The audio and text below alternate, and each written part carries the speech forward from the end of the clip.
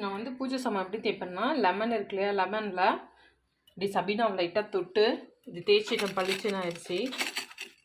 இதே மாதிரி கை எல்லாமே தேவையில்லை, லெமன் தோலை வச்சு நீங்கள் தேய்ச்சிங்கன்னா எப்படி பளிச்சுன்னு ஆகுது பாருங்கள்.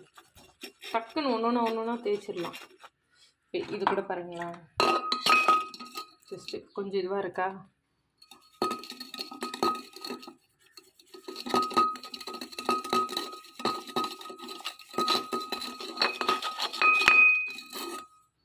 இங்கே பாருங்கள், இந்த இப்படி பளிச்சுன்னு இருக்குது பாருங்கள். நல்லா தேய்ச்சிட்டு நம்ம பார்க்கலாம். ஒன்றுமே இல்லை, சும்மா ஃப்ரிட்ஜில் ஊற வச்சு மீதி இருக்க புளியெல்லாம் எடுத்து ஒரு பாட்டில்லையோ இதுலையோ போட்டு வச்சுருங்க. அந்த சக்கையெல்லாம் நீங்கள் பூஜை சாமான் ஊற வைக்கும்போது அந்த சக்கையை இதில் போட்டுருங்க. இதில் போட்டுட்டு தண்ணியை ஊற்றி நல்லா ஊற வச்சுருங்க. அப்புறம் இந்த மாதிரி இல்லை எலுமிச்சப்பழம், காஞ்ச தோல் இந்த மாதிரி, இல்லைனா ரொம்ப இதுவாக இருந்தால் ஒரு பாதி எலுமிச்சப்பழம் ஜூஸோடு கட் பண்ணிக்கோங்க.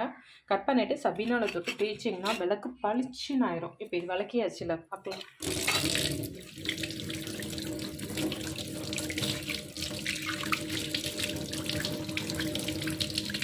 பளிச்சுன்னு இருக்கு பார்த்தீங்களா.